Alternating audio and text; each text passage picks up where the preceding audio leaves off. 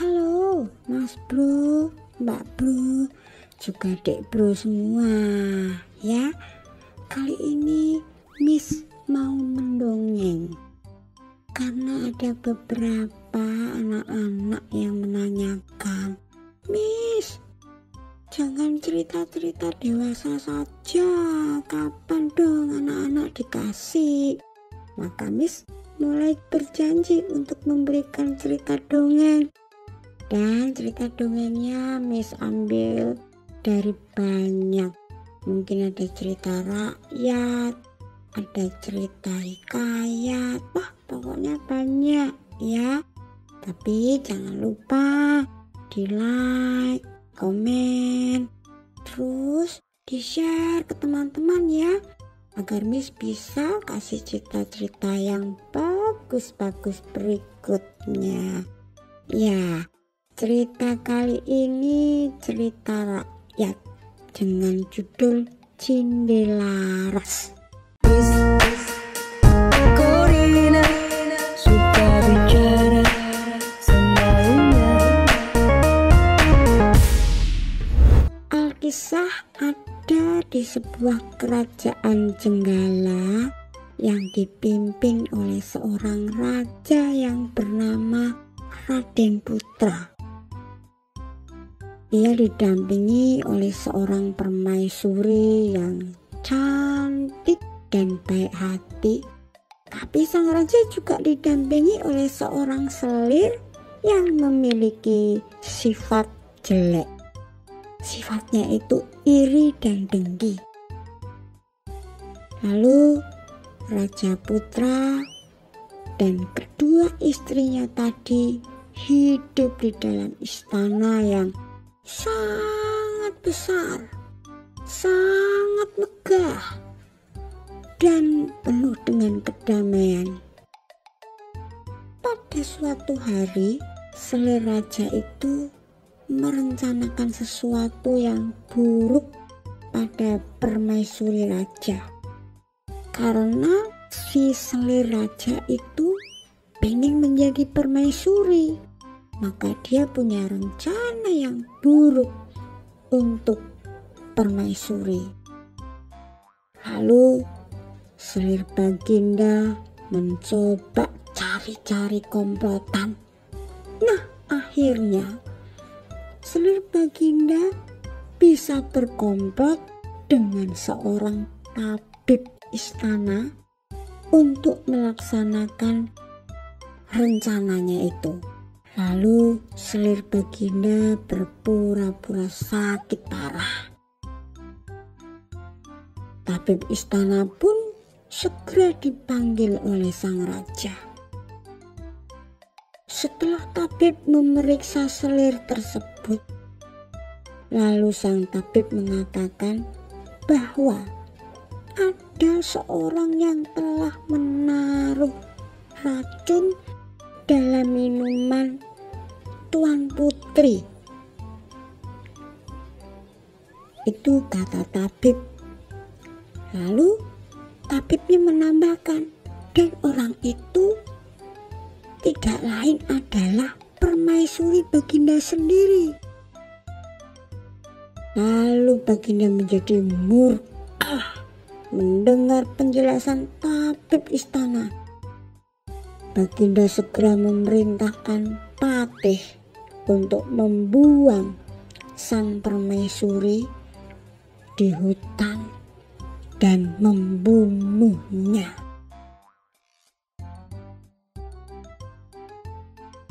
Lalu sang patih segera membawa permaisuri, padahal permaisurinya sedang mengandung, dibawa ke tengah hutan belantara. Tapi patih itu adalah patih yang bijaksana. Ia tidak mau membunuh sang permaisuri. Rupanya sang patih pun sudah mengetahui niat jahat selir Baginda itu. Lalu kata patih kepada permaisuri, Tuan Putri tidak perlu khawatir. hamba akan melaporkan kepada Baginda nanti bahwa Tuan Putri sudah hamba bunuh.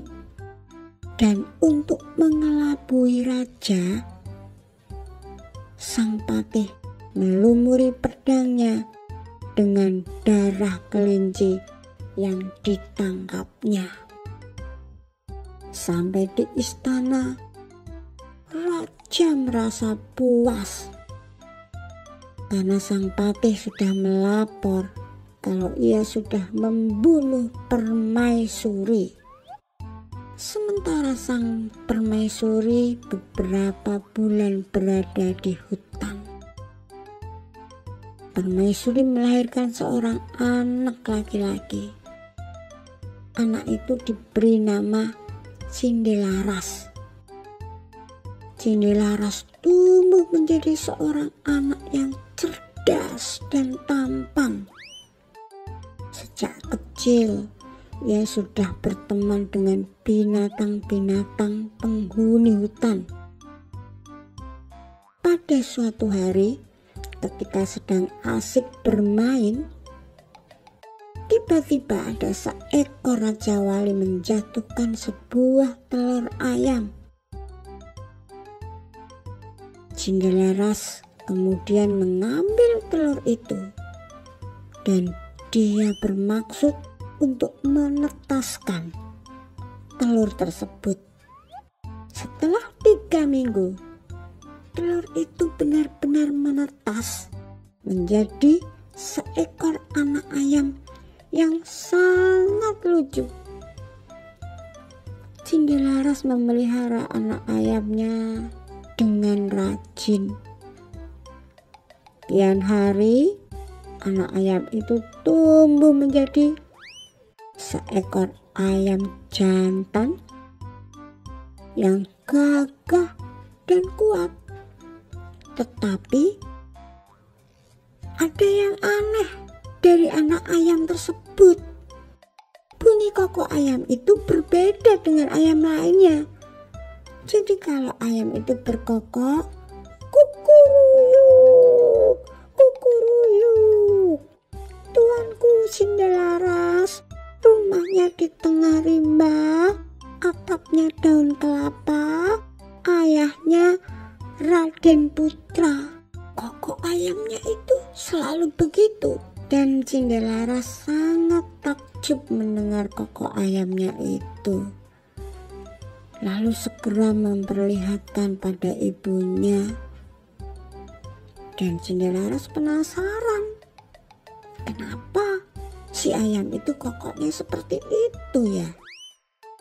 Lalu ibu Cindelaras menceritakan asal usulnya, mengapa mereka berdua sampai berada di hutan. Dan mendengar cerita bundanya, Cindelaras bertekad untuk ke istana dan mau menemui sang raja dan mau membeberkan kejahatan selir Baginda. Cindelaras memohon izin ibundanya, dan setelah ibundanya mengizinkan, Cindelaras pergi ke istana dan hanya ditemani oleh ayam jantannya. Perjalanannya jauh sekali, dan ketika dalam perjalanan ada beberapa orang yang sedang menyabung ayam. Kemudian Cindelaras dipanggil oleh beberapa penyabung ayam. Ayo, kalau berani, adulah ayam jantanmu dengan ayamku. Banyak yang menantang, ayo, adu dengan ayamku. Cindelaras menjawab, baiklah kalau begitu. Dan ketika diadu, ternyata ayam jantan Cindelaras bertarung dengan gagah perkasa. Dalam waktu singkat, ia dapat mengalahkan musuh-musuhnya ayam-ayam lain. Nah, akhirnya beberapa kali diadu lagi. Ayam Cindelaras tidak terkalahkan. Sehingga berita tentang kehebatan ayam Cindelaras itu tersebar dengan cepat hingga sampai ke istana Raden Putra. Dan akhirnya Raden Putra mendengar berita itu. Lalu Raden Putra menyuruh hulu balangnya untuk mengundang Cindelaras ke istana. Sampai di istana, dengan sopan santun, Cindelaras mengatakan, "Hamba menghadap Paduka." Sang raja memandang Cindelaras, lalu dalam hatinya bergumam, "Anak ini tampan dan cerdas. Sepertinya ia bukan keturunan rakyat jelata." Itu yang ada di pikiran Baginda. Ayam Cindelaras diadu dengan ayam Raden Putra dengan syarat jika ayam Cindelaras kalah, maka ia bersedia kepalanya dipancung. Tetapi jika ayamnya menang, maka setengah kekayaan Raden Putra menjadi milik Cindelaras. Dan raja menyepakatinya. 2 ekor ayam itu bertarung dengan gagah berani, ketepuk. Tetapi dalam waktu singkat, ayam Cindelaras berhasil menaklukkan ayam sang raja. Dan para penonton bersorak-sorai mengeluh-elukan, "Cindelaras hebat, ayam Cindelaras hebat. Wah, Cindelaras dan ayamnya luar biasa." Kata Baginda, "Baiklah, aku mengaku kalah. Aku akan menepati janjiku. Tapi siapakah kau sebenarnya, anak muda?" Itu tanya Baginda Raden Putra pada Cindelaras.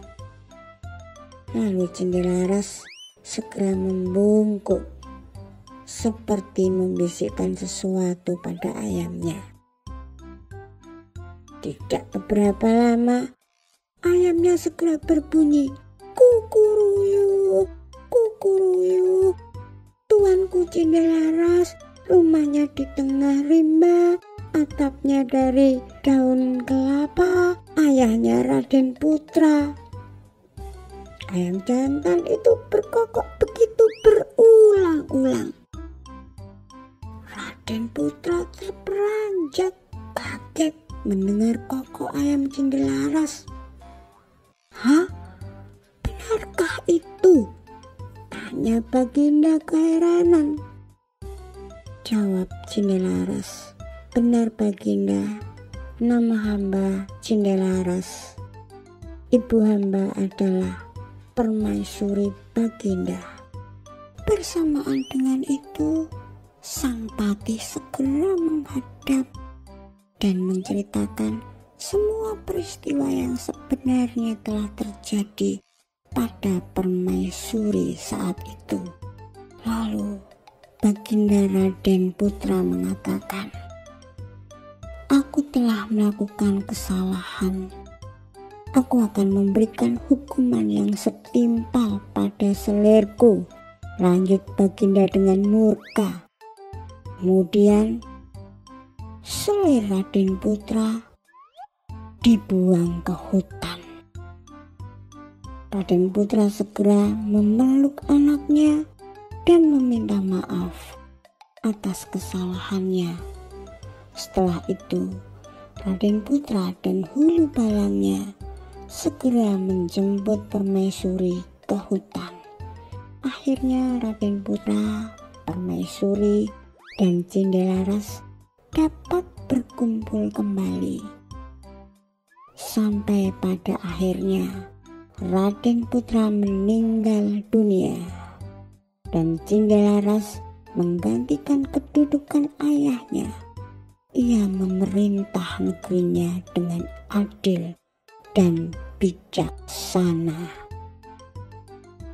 Nah, Mas Bro, Mbak Bro, dan Dik Bro, cerita rakyat tadi mengingatkan kepada kita,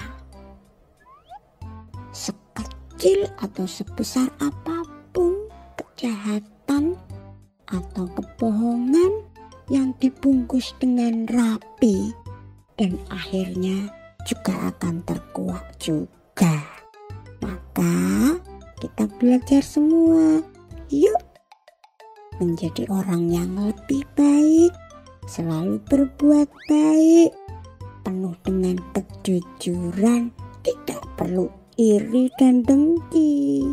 Begitu asiknya Miss ngomong sendiri tanpa ditemani oleh Mbak Google. Nah, baru dirasani malah muncul. Ya wes, ayo Mbak, segera kita mengakhiri. Sampai jumpa.